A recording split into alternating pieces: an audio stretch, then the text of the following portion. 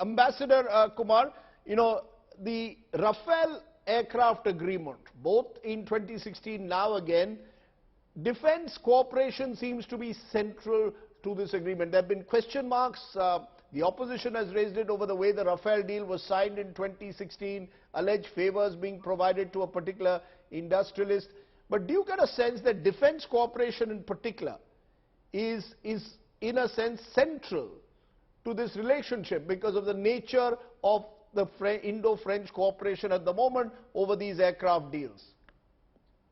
I think the Franco-Indian relationship rests on a tripod, which is defense, security, and nuclear. Defense, nuclear, and space, I'm sorry. So these three are the central elements of the relationship. Defense continues to be a central feature, I agree with you, but I think the more exciting things for me are frankly technologies, 6G, quantum computing, artificial intelligence, and I'm waiting for a roadmap by the two leaders which will indicate. But to go back to defense, I think it's interesting that when I was ambassador, we conveyed to France that a buyer-seller relationship will not do, because India simply doesn't have the money to keep on buying expensive equipment. What I find interesting is that France has been quick to accept that message, and we are now talking in terms of co-design and co-production. Should that come about, that will indicate a paradigm shift in the defense relationship between India and France.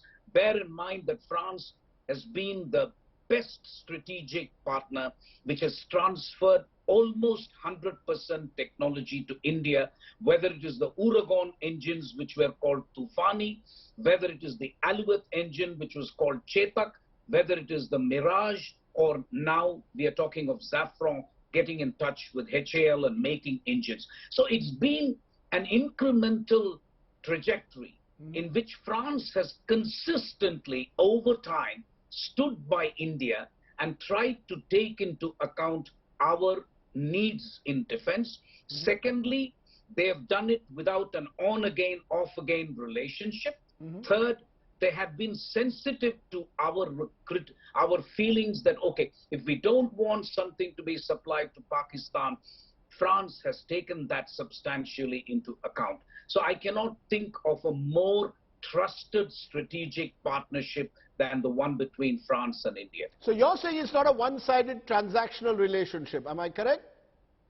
You're absolutely right. It is not, because it used to be a buyer-seller relationship 6 years ago when I was ambassador, and even then there was substantial transfer of technology. But I am putting it to you that the key thing to observe in this visit is a paradigmatic shift in the attitude of France, that they will transfer substantial technology and try to make it in India, not just for India, but for third countries. You know, Nicholas Barr, there's also the people-to-people contact. Very interestingly, yesterday the Prime Minister announced that UPI, our digital transactions, will be available if you travel to the Eiffel Tower and, you know, at the Eiffel Tower. My concern is Indians complain we don't get Schengen visas quickly enough, particularly post-COVID. But at a people-to-people level, do you see this relationship developing in various ways, or do you see it as primarily strategic and the rest will happen over time?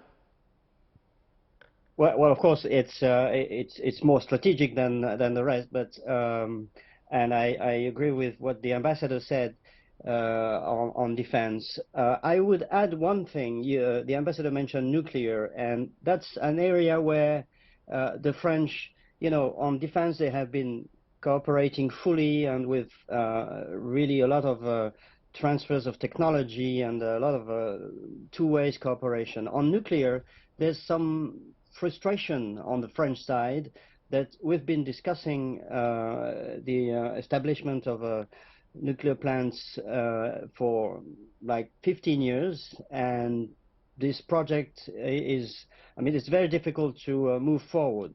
Right. So we were expecting that with this visit things would probably move forward.